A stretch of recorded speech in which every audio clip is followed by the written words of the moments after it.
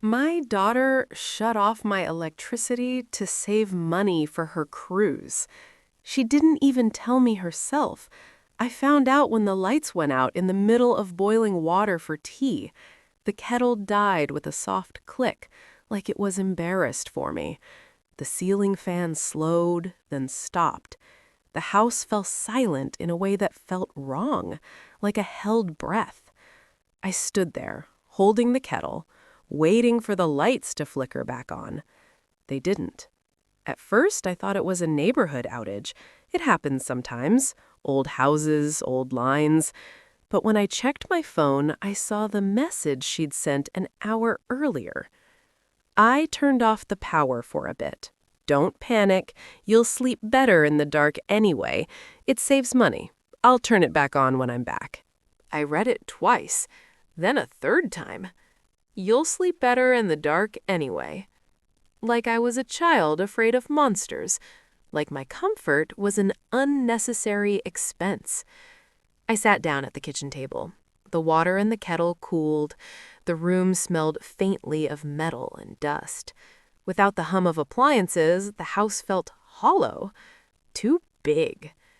That night, I ate cold bread and peanut butter by the light of my phone. I didn't turn on a candle. Candles are for power outages you don't expect. This one was planned. I went to bed early because there was nothing else to do. The house creaked more than usual. Without the fan, the air felt thick. Sweat gathered at my neck. Outside, a neighbor's television flickered blue through their window, reminding me that the world was still on, just not mine. I didn't sleep better. I lay awake, listening to the refrigerator slowly warming into silence. The ticking of the old wall clock sounded louder without competition. Each tick felt like time being taken from me and spent elsewhere, on deck chairs, cocktails, ocean views, on her cruise. For 7 days, the house stayed dark. I learned where the light fell at different hours. Morning sun warmed the living room floor just enough for me to sit there with my coffee. Afternoon light reached the hallway, but skipped my bedroom entirely. At night, I moved carefully, counting steps, knowing where every piece of furniture waited to bruise me. She called once. "How's it going?" she asked brightly, wind roaring behind her. "You getting used to it?" "I'm managing," I said. "That's good," she replied. "You know, electricity is such a waste. People survived for centuries without it." I didn't remind her that people also survived without cruises. When she came back, she arrived with sun-kissed skin and a laugh that filled the doorway. Her suitcase wheels clattered across the floor. She smelled like coconut lotion and expensive soap. "Wow," she said, stepping inside. "It's so bright in here." It was. The lights were on. The fan hummed. The refrigerator purred like a content animal. Warm, steady light filled the house, chased away every shadow. I smiled. "I paid the bill," I said simply. She dropped her bag and headed straight for her room, already talking about how tired she was, how she needed to charge her phone, shower, plug in her speaker. Then she stopped. "Mom?" Her voice echoed down the hallway. "Did you blow a fuse?" I didn't answer. She flipped switches. Nothing. She tried the lamp. Dead. She plugged in her phone charger, moved it to another outlet, then another. Her room stayed black. She came back into the living room, confusion creasing her forehead.